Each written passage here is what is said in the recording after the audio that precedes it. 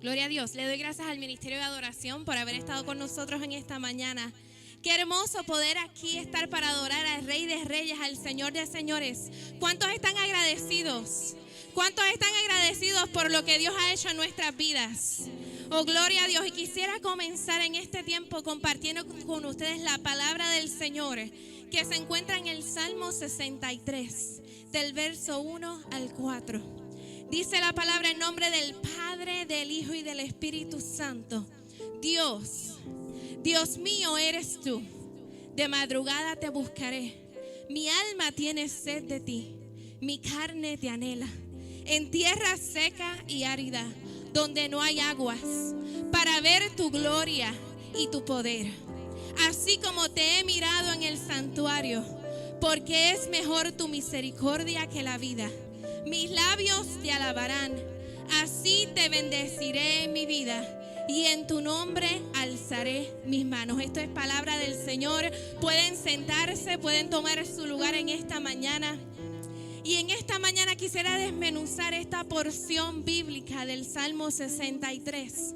Pero antes quisiera comenzar a analizar con ustedes un poco cuál es el trasfondo de este salmo. ¿Cuál es el trasfondo de esta oración que leímos en esta mañana?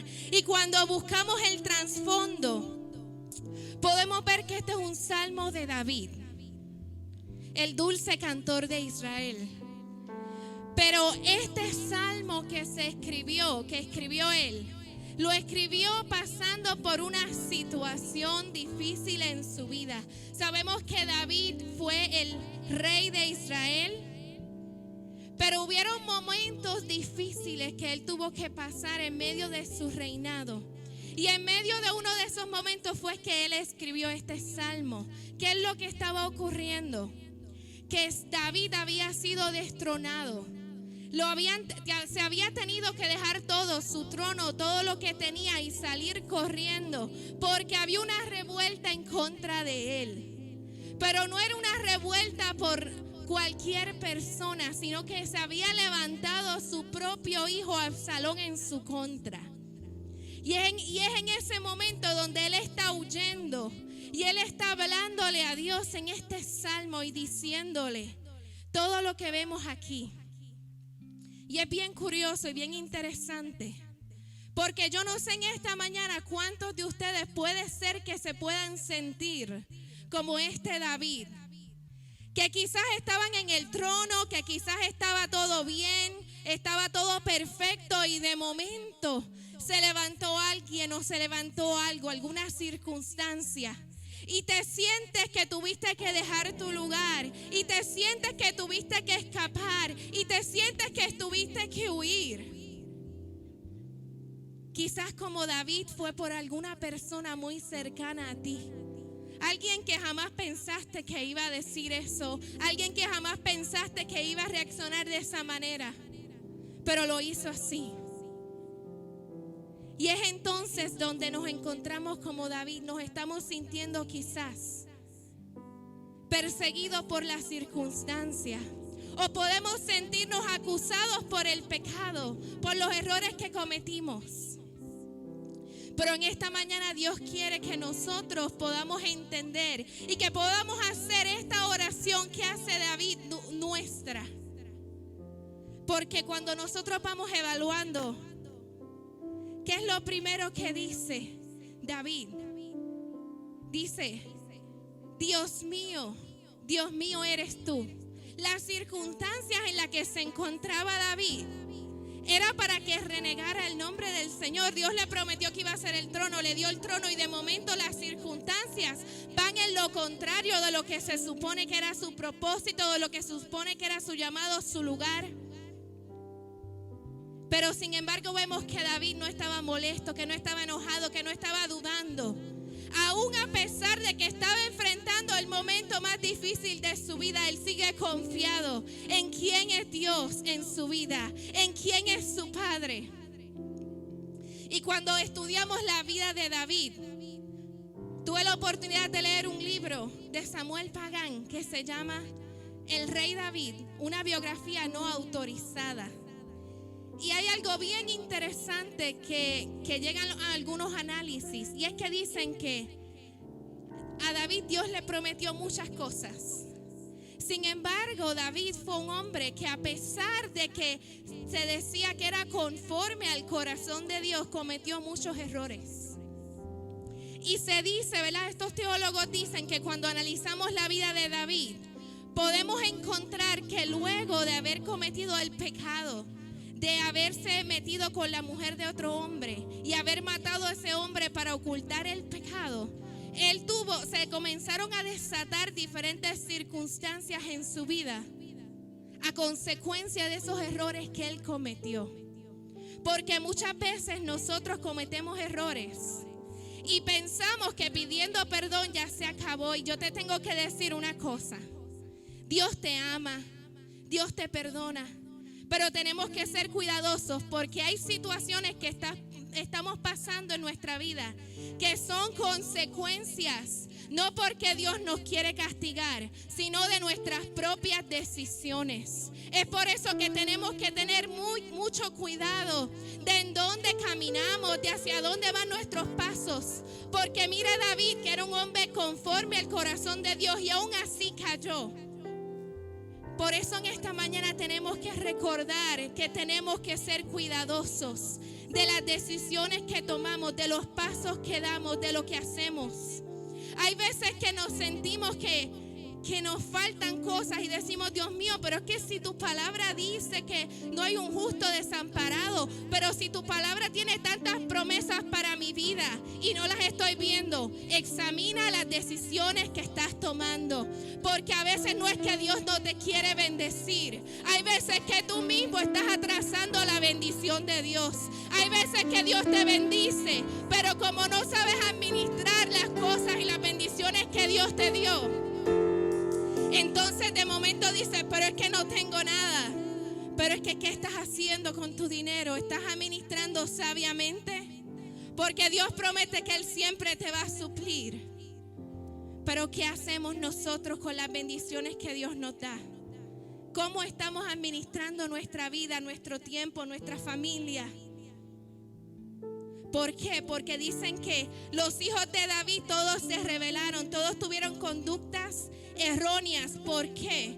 Porque vieron al Padre, porque vieron conductas que no fueron apropiadas, y dice que no fue resultado del castigo, sino que fue resultado del ejemplo aprendido de lo que vieron que sucedió en un momento en su familia. Así que en esta mañana Dios nos dice que seamos buenos administradores, que seamos sabios y que seamos ejemplo a lo que Dios quiere para nosotros, que nuestros hijos nos están mirando, que los que están alrededor de nosotros nos están viendo. Tenemos que examinar nuestros caminos. Aún así, Dios nos ama, Dios nos perdona, pero tenemos que estar preparados para enfrentar las consecuencias de nuestras acciones, las consecuencias de nuestras decisiones. Pero si vamos a donde David y regresamos otra vez al Salmo, vemos que a pesar de que estaba pasando momentos difíciles, momentos duros, podemos aprender de él. Porque lo primero que él hace es que dice: Dios mío, eres tú. O sea, vemos a un David que se acerca a Dios como una persona cercana. Y hay algo que tenemos que entender nosotros. Muchas veces hemos cometido tantos errores. Muchas veces hemos fallado tantas veces que no nos sentimos dignos de Dios. Y entonces decidimos quedarnos de lejito. Y en esta mañana Dios te dice: no importa los errores que hayas cometido, no importa las cosas que hayan pasado en el pasado, acércate a mí, porque yo te estoy esperando con los brazos abiertos, porque yo quiero ser tu Dios personal. Y eso es algo que David había entendido muy bien, porque a pesar de sus errores, a pesar de todas las cosas, él seguía buscando de Dios de una manera cercana. Él utiliza un posesivo. Él dice: tú eres mío, eres de mi propiedad, eres mi Dios cercano. Segunda cosa, Él dice, de madrugada te buscaré. ¿Cuál es la actitud que estamos tomando o que estamos asumiendo en medio de nuestra adversidad? ¿Qué hacemos? ¿Lloramos y nos lamentamos? ¿Nos encerramos en nuestra casa y no queremos saber de nadie? ¿Nos prendemos el televisor y nos ponemos a ver películas? Hay personas que reaccionan escribiéndole a muchos y le escriben a todo el mundo buscando palabras de consuelo, de afirmación. Hay otros que se desahogan en las redes sociales y escriben un testamento diciendo todo lo que sienten. Pero ¿saben qué? Que David sabía que en medio de la adversidad, que en medio del momento difícil, que en medio de la aflicción, había solo una persona a la cual él podía acudir. Y era Jehová de los ejércitos. Dice en el Salmo 59 del verso 16 al 17, porque tú eres mi protector, mi refugio en momentos de angustia. O sea que tenemos que aprender de David que la primera alternativa o fuente a la que debemos acudir es Dios. ¿Cuántas veces sucede? Y a mí también me ha sucedido que cuando como cristianos recibimos malas noticias o estamos en una situación difícil y lo primero que hacemos es escribirle a las personas para que oren por nosotros. A veces le escribimos a todo el mundo sin ni siquiera nosotros mismos habernos arrodillado y haber hablado con el Padre. Y en esta mañana Dios te quiere decir que tú no tienes que depender de las oraciones de los demás, que tú no tienes que depender de otras personas, que tienes que primero acudir al Padre, acudir al Señor. ¿Sabe por qué? Porque nosotros somos afortunados. Porque nosotros tenemos acceso directo al Padre y hay veces que no lo entendemos. Y hay veces que como cristianos dependemos de otras personas, dependemos de nuestros líderes, dependemos de nuestros pastores. Pero ¿sabes qué? Tú y yo tenemos el acceso directo, no tenemos que depender de otra persona. Otra persona, Dios no le va a escuchar primero que a ti. ¿Por qué? Porque antes los sacerdotes eran los que llevaban la ofrenda. Las personas comunes y corrientes no podían entrar, no tenían acceso al Padre. Y los sacerdotes actuaban como intermediarios.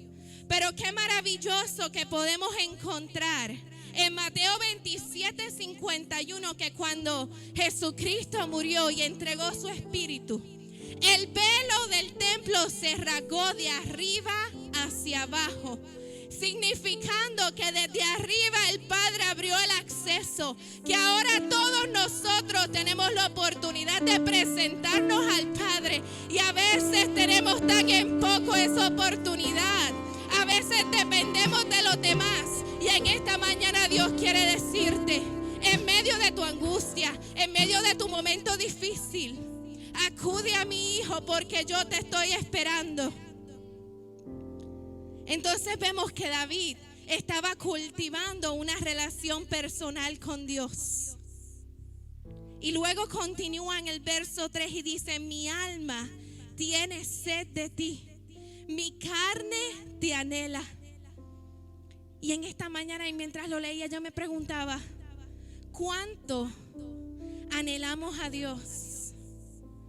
¿Cuánto realmente anhelamos a Dios? Dice en el Salmo 42 del verso 1 al 2, como el ciervo brama por las corrientes de las aguas, así clama por ti, oh Dios, el alma mía. Mi alma tiene sed, oh Dios, del Dios vivo. ¿Cuándo vendré y me presentaré delante de Dios? Y cuando estudiamos este verso, podemos ver que los ciervos bramaban, hacían un ruido. Era como un ruido, como un grito de desesperación porque necesitaban agua para poder calmar su sed. Yo no sé cuántos aquí han tenido la oportunidad de salir en estos días afuera. Pero si usted ha salido en estos días afuera, usted sabe que la calor es demasiada, que es una cosa desesperante. Y después de que usted está mucho rato afuera, usted necesita tomar agua. Pues así como usted cuando está en medio de la calor o cuando acaba de correr un maratón y usted está seco, sediento, así es como presenta la palabra, que es el anhelo que se tiene, el anhelo que tenía el salmista por la presencia del Señor. Pero aún más allá del anhelo de la sed, hay algo bien interesante que sucede con los siervos. Y es que durante el verano sabemos que los ríos se secan. Y entonces estos siervos con el calor del verano comienzan a sudar. Y ese sudor es un olor peculiar. ¿Cuántos aquí los esposos tienen ese olor peculiar? Y entonces, ¿qué sucede con ese olor peculiar? Que los depredadores logran encontrar dónde están los ciervos para atacarlos utilizando el olfato. Eso significa que el agua no nada más era importante para calmar la sed, sino que el ciervo bramaba porque necesitaba meterse en el agua para que ese olor se vaya y poder preservar su vida. O sea que nos está enseñando que el anhelo que nosotros tenemos, que debemos tener de Dios, es un anhelo que es como si mi vida dependiera de eso. Que el anhelo que tenemos que tener de Dios es como si mi vida dependiera de eso. Porque así eso es lo que significa el verso. Que es un anhelo, es un deseo, que es como si no puedo vivir sin ti. Como si no pudiéramos vivir sin el Señor. Y imagínese usted muchos días trabajando en el calor y sin poder bañarse. En esta semana yo estuve con el pastor, estuvimos trabajando en la casa afuera. Y entonces después de estar mucho tiempo afuera, uno dice, no, me tengo que meter a bañar porque es que si no me baño, cuando te bañas sientes como un alivio, como que tu cuerpo se refresca. Y Dios quiere que nosotros sintamos ese anhelo, ese deseo. Que es que si no sentimos la presencia del Señor, no podemos vivir. Es que necesitamos ese refrigerio de su Espíritu Santo, ese refrigerio de su presencia. Que cuando te arrodillas a orar sientas un alivio. Ay, qué bueno que pude conectarme con el Padre. Ay, qué bueno que pude estudiar su palabra. ¿Acaso es solo necesario Dios en tu vida? Piensa, ¿qué harías si no tuvieras nada más que su presencia? Como en el caso de Job, que lo perdió absolutamente todo. ¿Cambiaría tu manera de ver a Dios? Si Dios te quita todo en esta mañana y te dice, te voy a quitar tus hijos, tu esposa, tu casa, tu trabajo, y lo único que me vas a tener es a mí. Porque muchas veces nos enfocamos tanto en adquirir y en tener tantas cosas, que en realidad a veces no anhelamos la presencia del Señor. Hay veces que lamentablemente anhelamos las añadiduras, anhelamos la bendición de Dios de las cosas que puede traer a nuestra vida. Pero realmente anhelamos a Dios por quien Él es y no por lo que me puede dar. Tenemos que aprender a amar y anhelar al Señor por lo que Él es en nuestra vida y no por lo que nos puede dar. Y hay algo bien interesante, y es que normalmente las áreas secas y áridas son áreas que no nos gustan, que no queremos estar. Dice en el verso 4, en tierra seca y árida, donde no hay aguas, para ver tu gloria y tu poder. ¿Saben que algo bien interesante? Y es que dice que en tierra árida y seca donde no hay aguas, para ver tu gloria y tu poder. ¿Por qué? Porque si nosotros sabemos que el agua tipifica la vida, podemos ver que dicen que hay otros planetas en el universo, pero que como no tienen agua, la vida no es posible ahí. No puede haber vida porque no hay agua. Y el salmista dice en tierra seca y árida donde no hay aguas para ver tu gloria y tu poder. ¿Por qué? Porque mi bienestar, porque mi vida no depende de que hayan aguas, porque mi vida no depende del escenario donde yo me encuentre, no depende de la tierra donde yo me encuentre, porque mi vida solo depende del Rey de Reyes, del Señor de Señores. Y tenemos que aprender a esperar, tenemos que aprender a confiar en Él, porque Él lo dice. Mira, cuando estaba estudiando para preparar este sermón, leí algo bien interesante. Y es que la tierra que Dios le prometió al pueblo de Israel era una tierra que producía. Era una tierra que producía en abundancia, era una tierra fértil. Pero algo bien característico de esta tierra que es prometida al pueblo de Israel es que es fértil, pero siempre y cuando haya agua. Y algo bien curioso es que ese territorio normalmente no cae mucha agua. En esa área, en todo el verano no cae agua. Solamente caían en unas temporadas específicas. Y dicen los teólogos que por eso era que ellos tenían que aprender a depender completamente de Dios. Dios la puso en una tierra que era fértil, pero no en una tierra donde caía mucha lluvia. ¿Para qué? Para que ellos tuvieran que aprender que lo que ellos tenían no provenía de sus fuerzas, no provenía del lugar donde estaban ubicados, sino que dependían completamente de Dios. ¿Cuántos pueden adorar al Rey de Reyes y Señor de Señores?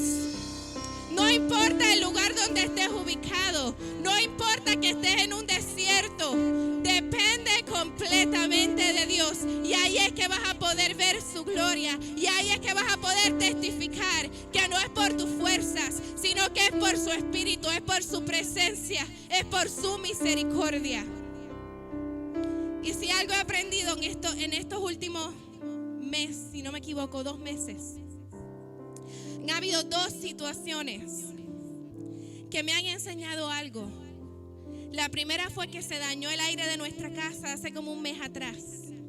Estuvimos como una semana sin aire y estábamos haciendo ciertas cosas, recogiendo y trabajando en la casa. La segunda cosa que me sucedió fue esta semana. Compramos un gazebo y yo quería montarlo rápido, porque sabes que las mujeres somos así, que nos gusta rápido. Y si hay algo que puedo testificar es que el pastor fue muy condescendiente, muy comprensible. Y este gazebo yo lo quería montar y yo llegué a casa con él a las 12 del mediodía. No sé, ustedes saben cómo está el calor a esa hora. Estaba bien fuerte. Y el pastor me dijo, pues mi amor, si tú quieres montarlo, yo te voy a ayudar a montarlo. Pero ¿saben qué me di cuenta? Mientras estaba montándolo, se nos hizo difícil montarlo y decidimos montarlo en la tarde. En esas 2 circunstancias, en esas 2 situaciones diferentes, me di cuenta de algo. Es que tú puedes estar en el mismo escenario, en el mismo lugar, haciendo el mismo trabajo, pero bajo el calor del sol o bajo el calor extremo, a pesar de que estás haciendo lo mismo en el mismo lugar, no se siente de la misma manera, es insoportable, no puedes hacer el trabajo es más difícil. Y el Señor me decía, es que es así cuando queremos hacer las cosas sin Dios en nuestra vida. Estamos en el mismo lugar, estamos bajo las mismas circunstancias, pero como Dios no está con nosotros, no es lo mismo, no tenemos las mismas fuerzas, no podemos ser igual de productivos. Pues así mismo es en la vida del cristiano. Estamos en el mismo lugar, pero si tenemos al Padre, va a ser completamente diferente. Otra cosa que aprendí con lo del gazebo es que el gazebo era de metal. Imagínese usted, cuando sacamos todas las partes, las pusimos por todo el lado. El sol del mediodía, que estaba como casi a 100 grados, le estaba dando a las partes de metal. Y cuando intentábamos agarrarlas, se quemaban nuestras manos. Y el pastor me decía, es que yo creo que es mejor hacerlo por la noche, pero si tú quieres hacerlo así, vamos a hacerlo. ¿Saben qué? Pues yo seguí porque yo quería hacerlo de esa manera. Tenía un capricho, estaba encaprichada. Pero ¿saben qué? Mientras íbamos montando, como eran partes de metal, se quemaban mis dedos.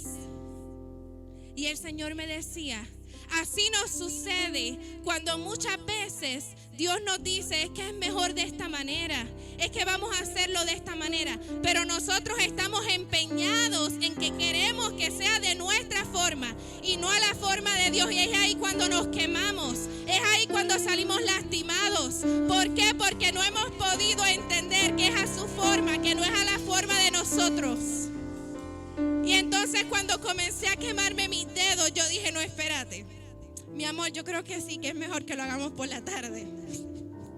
Y una de las pocas veces que el pastor ha podido decir, te lo dije, ¿verdad, mi amor? Gloria a Dios.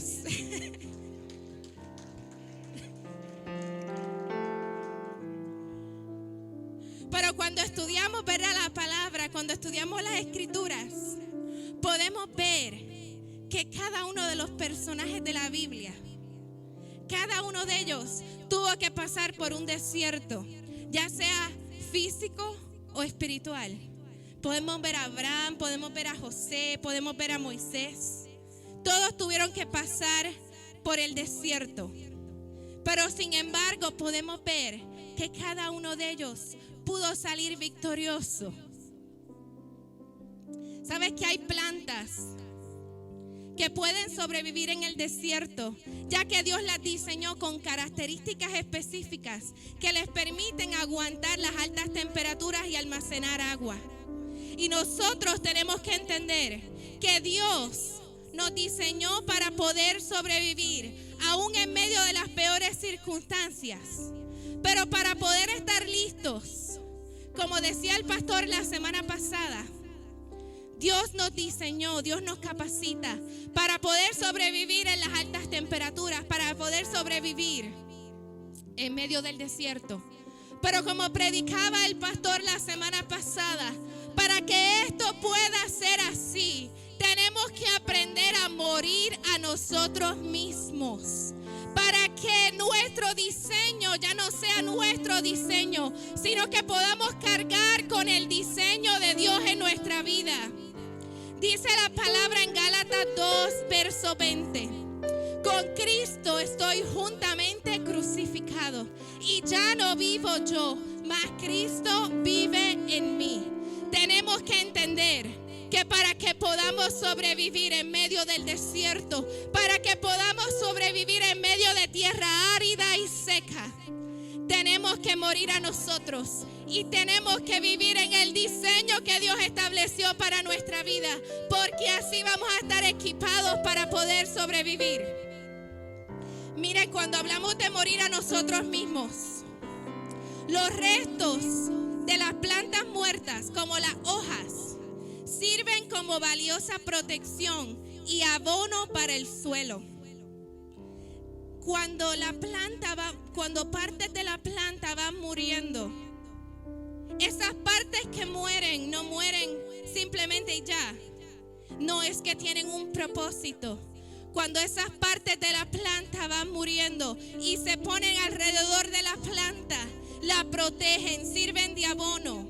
Mira, cuando hay lluvias, esas partes previenen la erosión de la tierra que está alrededor de la planta, que es necesaria para vivir. En el caso del calor y en el caso de cuando hay heladas, cuando el tiempo está demasiado frío, esas partes que mueren tienen un efecto que es aislante al calor, que es aislante para el frío. Entonces podemos entender que la misma naturaleza nos está enseñando que cuando nosotros morimos a nosotros mismos, estamos siendo perfeccionados y capacitados para poder soportar las inclemencias del tiempo. Pero eso no es lo único. Podemos ver que en el suelo, cuando está cubierto de esas hojas que mueren y que caen, dice que el agua que es necesaria para que la planta pueda vivir se evapora mucho menos. una tercera parte menos de agua se evapora. O sea, que cuando nosotros morimos a nosotros mismos, si lo comparamos con la planta, no estamos haciendo nada más y nada menos que protegiéndonos, que el Señor nos está cuidando, nos está guardando para poder sobrevivir a las temporadas difíciles. Pero tenemos que estar dispuestos a ser menos nosotros y que sea más Dios en nuestra vida para que podamos subsistir. Porque las plantas que no mueran, porque la planta que no tenga abono alrededor, entonces será la planta que se marchitará, será la planta que no podrá sobrevivir. Y yo no sé ustedes, pero yo quiero ser como un árbol plantado junto a corrientes de agua, que da fruto a su tiempo y su hoja no cae.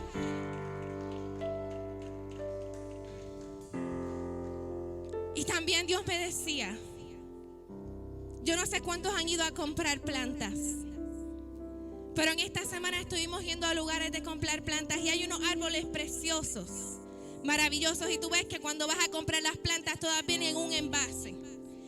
Y de ese envase tú tienes que trasplantar la planta a la tierra.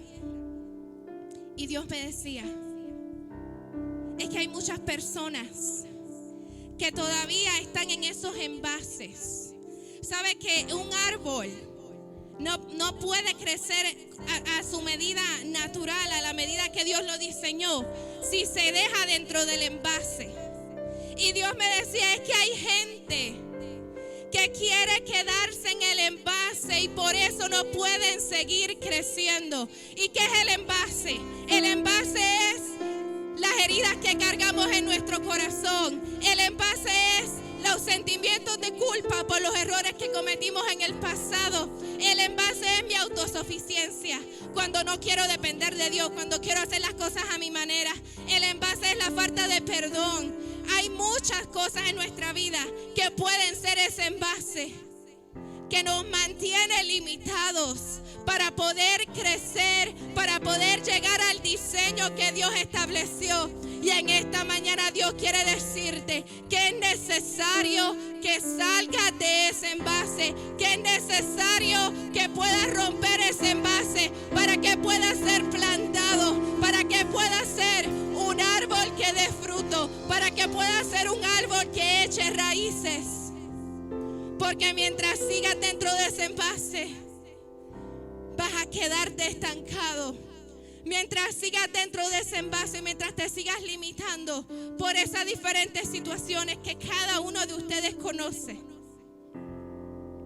no vas a poder crecer, no vas a poder seguir extendiéndote. Y Dios quiere hacer de ti un árbol firme. Dios quiere que aún en medio del desierto tú puedas florecer, que tú puedas ser. Yo no sé ustedes, pero cuando yo veo lugares desérticos, ¿verdad? A todo el mundo le encantan los jardines que tienen muchas flores, muy verdes, y hay muchas flores hermosas. Pero cuando usted está en un lugar desértico y usted ve una planta con una flor, esa planta resalta más. Es una planta que tú dices, wow, qué hermoso, porque se puede ver cómo sobrevive en el medio del desierto. Pues Dios quiere que tú y yo podamos ser esa planta hermosa, que podamos florecer, pero necesitamos estar conectados a la fuente de vida. Necesitamos estar conectados a la fuente de vida. Y en esta mañana quiero compartir con ustedes el verso, dice Juan 4 del verso 13 al 14. Cualquiera que bebiere de esta agua volverá a tener sed, mas el que bebiere del agua que yo le daré no tendrá sed jamás, sino que el agua que yo le daré será en él una fuente de agua que salte para vida eterna. Aunque estés en medio del desierto, aunque no hayan fuentes de agua cerca, ¿sabes qué? Que tenemos acceso directo a la fuente que salta para vida eterna, el agua de vida que es Jesucristo. Y Él quiere llenarte de su gracia, Él quiere llenarte de su amor, de su misericordia. Pero tienes que estar dispuesto a anhelarlo, como decía el salmista, de esa manera. A anhelarlo, a buscarle, a permitirle que Él trabaje en tu vida, que Él quite lo que tenga que quitar para que puedas ser un árbol que resplandece, un árbol que sus raíces penetran buscando agua de vida. Cuando nosotros ponemos nuestras vidas en sus manos, Él es capaz de transformar por completo nuestras circunstancias.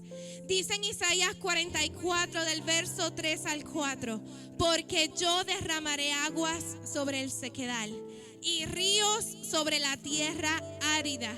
Mi espíritu derramaré sobre tu generación y mi bendición sobre tus renuevos. Y brotarán entre hierba como sauces junto a las riberas de las aguas. En esta mañana Dios te dice que aún en medio de la tierra árida y seca, Él quiere volver a transformar esa tierra seca en un río de su presencia, en un río de su espíritu. Pero tenemos que estar dispuestos. Tenemos que tener nuestra copa boca arriba para poder recibir lo que Dios quiere entregarnos. ¿Y qué nos resta hacer entonces? Cuando estemos en esa situación, en ese proceso. Lo que hacía el salmista, lo que hizo David, aun cuando estaba siendo perseguido, él decía en el verso 3, porque mejor es tu misericordia que la vida. Mis labios te alabarán. Así te bendeciré en mi vida.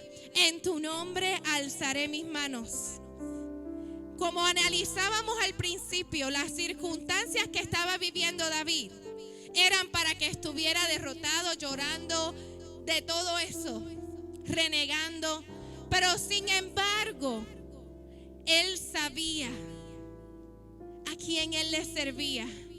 Y sin embargo, a pesar que estaba en el momento difícil, que él dijo, mejor es tu misericordia que la vida. Te voy a alabar, te voy a exaltar, voy a levantar mis manos, porque yo sé que tú, mi Dios, tienes cuidado de mí, porque yo sé que tú tendrás misericordia, porque yo sé que un nuevo día va a comenzar. Yo le invito a que podamos ponernos en pie en esta mañana y que podamos levantar nuestras manos y que podamos declarar y decir, así como dijo el salmista, mis labios te alabarán, Dios. Te voy a bendecir con mi vida y en tu nombre alzaré mis brazos. En esta mañana el Señor quiere cambiar tu tristeza en alegría. El Señor quiere transformar tu vida. Pero es necesario que aprendamos a ser como el salmista. Primero, que mantengamos una relación cercana con Dios.